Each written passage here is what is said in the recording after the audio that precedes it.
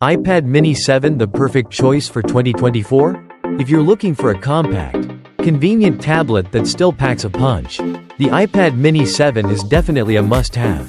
The latest version of the iPad mini line offers a host of cutting-edge improvements, from the super-fast A17 Bionic chip, sharp liquid retina display, to Apple Pencil 2 support for more flexible note-taking and creativity than ever. In particular, 5G and Wi-Fi 6E connectivity give you high-speed network access anytime, anywhere. With these outstanding upgrades, iPad mini 7 is not only suitable for entertainment needs but also an extremely convenient tool to support learning and working. Is this the ideal iPad for you this year? Let's explore more details in this video to have the clearest view. iPad mini 7 overview. Officially called the Apple iPad mini 7 and measuring 9.3 inches from corner to corner. It's the smallest tablet in Apple's lineup, though not the cheapest. The iPad mini, A17 Pro, is the 7th generation of Apple's compact tablet. It shares the same physical design as its 2021 predecessor, called the iPad mini 6, but there are a few improvements here and there. Most notably a power boost to enable Apple Intelligence, a suite of AI features expected to launch around the end of 2024. Compact and elegant design, measuring 7.69 by 5.3 by 0.25 inches and weighing 0.6 pounds. The iPad mini 7 is the epitome of portability. It's so small and light that you might forget you're carrying it around the house. And it's incredibly easy to carry around while watching videos or playing games. I'm glad Apple didn't change the design of this tablet from the previous model. It's essentially a smaller iPad Air, which is great. The only external change is 2 new colors. The same 2 as before. Space Gray, which is basically black, and Starlight, which is silver but shimmers gold under ambient light. The new colors are variations on the previous ones. Purple and blue, both are muted colors, and the blue version sometimes looks almost silver. As usual, the Apple logo on the back matches the rest of the iPad. Shiny and standing out against the matte aluminum of the case. Some other noticeable changes. The iPad mini 7 can connect to cellular without a SIM card tray, like the iPad Air and iPad Pro. The new iPad mini requires an eSIM instead. It's easy to set up and works well. You can quickly switch your existing SIM card to an eSIM. Sharp liquid retina display. The display on the iPad mini 7 is gorgeous. It has a much higher pixel density than the larger iPads, which have a resolution of 264 pixels per inch. It's an 8.3-inch liquid retina display. And while that means it's LCD rather than OLED, the resolution is 326 pixels per inch, which makes for rich, vibrant colors with plenty of punch. I also didn't experience any lag on either side of the screen when using the new model in portrait mode, sometimes referred to as jelly rolling. So there's an improvement here over the 2021 model. Other aspects of the display, like the 500 nits of brightness, wide color gamut, and the subtle true tone feature that ensures true colors regardless of the color temperature of your surroundings, are all present as before. Note that while the iPad Pro has a display with a dynamic refresh rate of up to 120 Hz, this one has a fixed refresh rate of 60 Hz. The tablet is significantly more expensive than the regular iPad, so a faster display would be nice. Overall, though, it's a well-rounded and attractive display that offers a fully immersive experience despite being smaller than other iPads. Powerful performance with A17 Bionic chip. The new iPad mini is powered by the A17 Pro chip, which was used in last year's iPhone 15 Pro, so it's no surprise that they didn't use the A18 chip, which would have streamlined their new lineup since the new iPhone 16s also use the same latest processor. I suspect Apple is saving the A18 for the larger iPad refresh. Which begs a different question. Why only a new iPad mini at this point? And of course it would be nice to see an 11th gen standard iPad as well, since the latest Air and Pro were only released in May. Apple also said that the A17 Pro increases CPU and GPU performance by 30% and 25% respectively, which optimizes and extends battery life to the maximum. There's little to complain about when it comes to performance with the iPad mini, A17 Pro. Just like its predecessor, It offers a smooth and fluid experience. Whether you're scrolling through your newsfeed or taking notes, apps open quickly. Switching between them is a breeze. And there's enough power to handle basic tasks as well as more power-hungry tasks like photo editing. Game mode offers better responsiveness with wireless accessories. And it also minimizes background activity to maintain the 60 Hz refresh rate. It's worth mentioning that the iPad mini, A17 Pro, doesn't have Apple's promotion technology like the iPad Pro.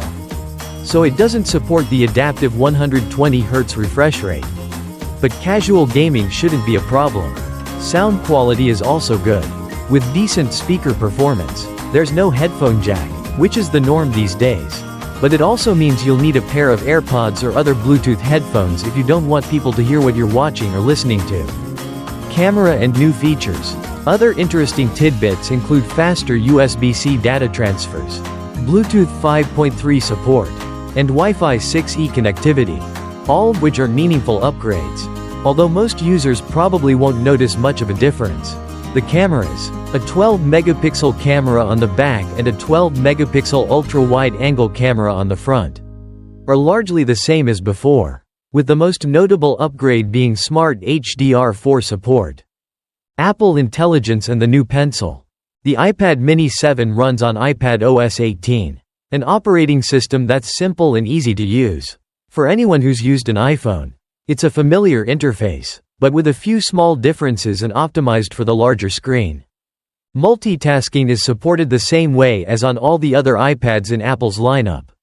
Although the iPad mini's smaller screen doesn't lend itself to split screen as well as the larger models. You can't really see any apps particularly well in split screen mode. And iPad OS doesn't support multiple users, which is a real shame if you're looking for an iPad mini to use as a shared tablet. However, iPad OS 18 has some great features. From Smart Script that automatically corrects your handwriting in real time, to Math Notes that lets you jot down equations or sums, write an equals sign, and automatically display the answer to the sum or equation. It will include features like Clean Up, which lets you remove objects or people from images. Much like Magic Editor on the Google Pixel 9, there's also writing tools that can summarize, proofread, and help you draft sentences in any app you write in, like Mail, Notes, and Pages. A smarter, more contextual Siri is also on the way. Although honestly, Apple Intelligence is simply a bonus to an already great experience. Another big change to the iPad mini is support for the Apple Pencil Pro, which was introduced earlier this year. I'm happy to see that Apple now supports the Apple Pencil Pro on every iPad it sells beyond the entry-level model. The Pencil lineup has been a bit of a mess for a while. But now there are only two options to consider: the $79 USB-C Apple Pencil and the more capable $129 Pencil Pro. Apple still sells the first and second generation pencils for older iPads. But thankfully the lineup is being streamlined going forward. The Apple Pencil Pro has a lot more to offer than the standard version. It has pressure sensitivity, haptic feedback, a gyroscope so you can roll the pencil in your hand to change brush width, dual tab controls to change tools, a squeeze feature to reveal the entire tool palette, support for the Find My app, and magnetic charging and pairing when you attach it to the side of your iPad mini. That's a lot of bang for the buck. And the combination of the Apple Pencil Pro and iPad mini makes for a small but incredibly useful digital notebook and canvas. It's also the same price as the remarkable Paper Pro tablet and stylus. Although the devices have completely different types of screens and the iPad does a lot more, depending on what you're looking for, that might not be a good thing, since a big part of the remarkable experience is the lack of distractions that can distract you, as well as a better writing experience than a glass LCD. But beyond the art and doodling capabilities we're all familiar with, we're more interested in the more complex things it can do. Starting with Math Notes. It basically lets you write math problems with pencil on a calculator app. Then watch iPad OS 18 solve them. The coolest thing about it is how it handles variables in an algebraic equation. If you change a few letters, iPad OS 18 will quickly redo the result and even create and insert corresponding charts. It can even mix different units like, for example, adding figures in inches and meters, battery and usage time, Battery life hasn't changed on the iPad mini since the 2021 model. Though that's not a huge deal.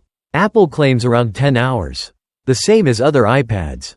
And in my experience that's pretty accurate. Especially when watching video. A 2-hour movie drains about 20% at around 40% brightness.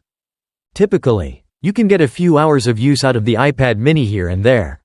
Whether it's browsing the web, taking notes, or watching movies or videos, it'll get you through a transatlantic flight and a few movies before you need to charge it.